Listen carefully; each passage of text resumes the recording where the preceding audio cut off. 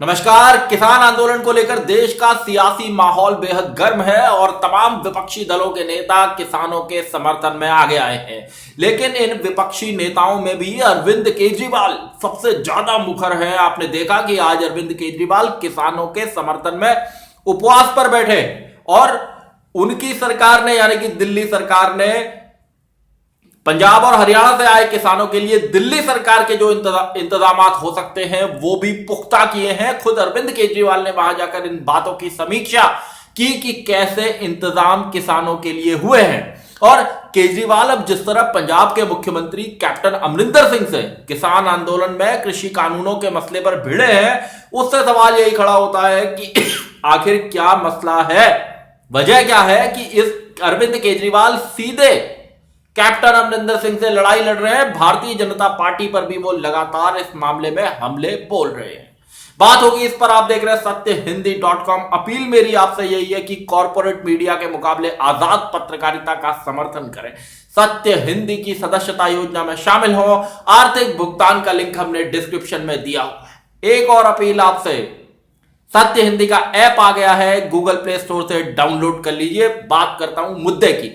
किसान आंदोलन के मसले पर जब से सियासत गर्म हुई, पंजाब में कृषि कानूनों के मसले पर लगातार आंदोलन जारी था और उसकी जो आंच थी थोड़ा बहुत नेशनल मीडिया में आ रही थी। नेशनल मीडिया उसको उस ढंग से कवर नहीं कर रहा था जिस ढंग से करना चाहिए था, क्योंकि पंजाब के अंदर किसान आंदोलन बहुत तेज 3 महीने 4 महीने पहले तब भी था। और जब ये ऑर्डिनेंस मोदी सरकार ला रही थी इन कृषि कानूनों से जुड़े, तब भी पंजाब के अंदर माहौल इन कृषि कानूनों के खिलाफ था। और शिरोमणि अकाली दल ने सेंटर सरकार को, केंद्र सरकार को कह दिया था कि इन अध्यादेशों को कानूनी शक्ल नहीं दी जानी चाहिए। लेकिन केंद्र की सरकार आगे बढ़ी। शायद मोदी सरकार को यह लगता था कि इतना बड़ा विरोध, इतना व्यापक विरोध खड़ा नहीं होगा जितना आज का आंदोलन किसानों ने किया है।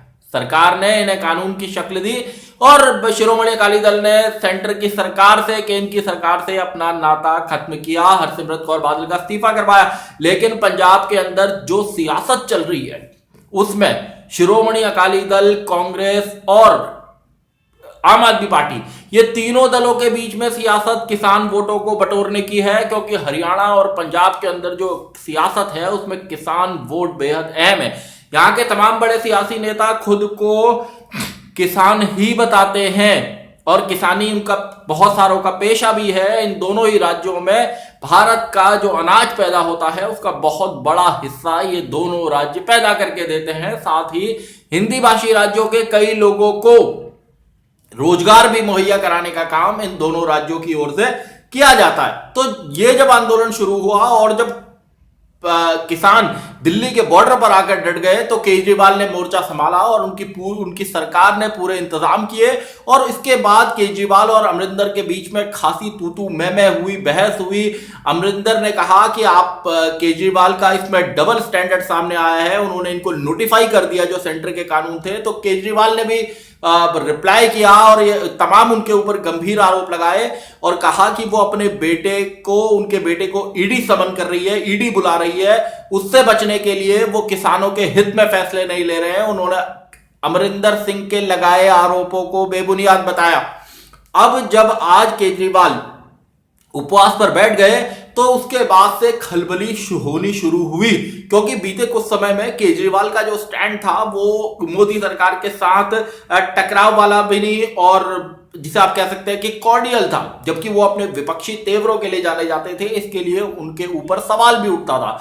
लेकिन इस मसले पर केजरीवाल ने साफ ये कहा कि उन पर केंद्र सरकार की ओर से दबाव डाला गया कि दिल्ली के 9 स्टेडियम को जेल बना दिया जाए, लेकिन उन्होंने इसकी परमिशन नहीं दी और इस वजह से केंद्र सरकार उनसे नाराज है। तो केजरीवाल ने खुला जो ये पूरा उपवास भी रखा, अटैक भी किया और कल भी इन्होंने इस बात को कहा कि किसानों को, खालिस्तानी किसानों को देशद्रोही बताने वाले लोग इस देश के सबसे बड़े दुश्मन हैं। वो किसानों को बदनाम करने का काम कर रहे हैं। उन्होंने कहा कि बड़े बड़े पंजाबी गायक, मशहूर खिलाड़ी, ये तमाम लोग किसानों के समर्थन में आगे आए हैं। ऐसे लोग जिन्होंने सरहद पर देश की रक्षा की है वो भी किसानों के समर्थन में आंदोलन में बैठे हैं। तो उन्होंने कहा कि देश के किसानों को देशद्रोही कहने की हिम्मत कोई ना करे। इसके अलावा उन्होंने कहा कि इन कानूनों को तुरंत वापस लिया जाना चाहिए। जब इस तरह सियासी लड़ाई बढ़ी तो इसका सीधा मैसेज ये गया कि केजरीवाल की नजर पंजाब के विधानसभा चुनाव पर है। अभी तक 2017 से पहले का अगर आप देखेंगे तो जो मुख्य लड़ाई थी वो कांग्रेस और शिरोमणि अकाली दल बीजेपी के गठबंधन में होती थी, लेकिन 2017 से पहले अरविंद केजरीवाल ने वहां पर जोर लगाया, आम आदमी पार्टी ने जोर लगाया और पहले ही बार में, हालांकि सरकार नहीं बनी, लेकिन पहली ही बार में मुख्य विपक्षी पार्टी आम आदमी पार्टी वहां पर बन गई। इसके बाद से भी केजरीवाल लगातार और आम आदमी पार्टी के लोग वहां पर सक्रिय रहे और काफी जो संगठन है आम आदमी पार्टी का, अब जब से कृषि कानूनों का मसला आया है तब से आम आदमी पार्टी जिस तरह से सक्रिय है उसमें वो सीधी भिड़ंत लेती दिख रही है कांग्रेस से, क्योंकि माना जा रहा है कि शिरोमणि अकाली दल और बीजेपी का गठबंधन टूटने के बाद बीजेपी के जिसके बड़े सपने थे कि वो मोदी लहर के दम पर पंजाब के अंदर अकेले विधानसभा चुनाव लड़ेगी, लेकिन कृषि कानूनों का जिस तरह पुरजोर विरोध हुआ है उसके बाद उसके सियासी सपने कमजोर होते दिखते हैं। उसके लिए मुश्किल है कि वो पंजाब के अंदर अपनी पकड़ को बना पाएगी। उसकी पकड़ जैसी बात वहां पर थी भी नहीं, लेकिन जो उसे लग रहा था कि वो अकेले दम पर चुनाव लड़ेगी तो राज्य के हिंदू वोटर्स का और उसने कुछ सिख मतदाताओं को भी उसमें भी पैठ बढ़ाने की कोशिश कर रही थी बीजेपी, लेकिन अब उसके लिए मुश्किल ये खड़ी हो गई है कि कृषि कानूनों का सबसे ज्यादा विरोध, पुरजोर विरोध पंजाब के अंदर है और ऐसे में वो वोट मांगे तो किस तरह से मांगे। आने वाले दिनों में इस मसले का कोई सॉल्यूशन अच्छा हो जाए तो नहीं कहा जा सकता, लेकिन अभी जो ताजा हालात है उसमें बीजेपी के लिए वहां पर सियासत करना बेहद मुश्किल है। और शिरोमणि अकाली दल अलग हो चुकी है और पिछले चुनाव में जो शिरोमणि अकाली दल का प्रदर्शन रहा वो बेहद बेहद खराब रहा और कहा गया कि जो उसके रूरल वोटर हैं, गांव के पिंड के जो मतदाता हैं, उनको उनका भी वोट अकाली दल को नहीं मिला। और इस सब के कारण अब आम आदमी पार्टी को ये लगता है, अरविंद केजरीवाल को ये लगता है कि पंजाब के अंदर उनकी सीधी भिड़ंत में सिर्फ कांग्रेस है और अगर उन्होंने जोर लगा दिया, अभी 1.25 साल का वक्त है और अगर उन्होंने जोर लगा दिया तो हो सकता है कि राज्य के मतदाता उन्हें सत्ता तक पहुंचा दें, कुर्सी तक पहुंचा दें, क्योंकि कांग्रेस में भी तमाम नेताओं की अंदरूनी सियासत है, लड़ाई बहुत ज्यादा है। कैप्टन अमरिंदर सिंह बनाम नवजोत सिंह सिद्धू, शमशेर सिंह दूलो या प्रताप सिंह बाजवा, ये सब भी लड़ाई है अपनी जगह, लेकिन केजरीवाल जिस तरह मुखर रहे हैं इस आंदोलन में, जिस तरह उन्होंने अमरिंदर सिंह से सीधी लड़ाई लड़ी है, उसका सीधा मैसेज यही है कि केजरीवाल पंजाब के अंदर आम आदमी पार्टी की सरकार बनाना चाहते हैं और इसके लिए वो खुद भी फ्रंट फुट पर आकर खेल रहे हैं कि इस बार पंजाब के अंदर आम आदमी पार्टी का मैसेज आगे जाए, वो आगे बढ़े।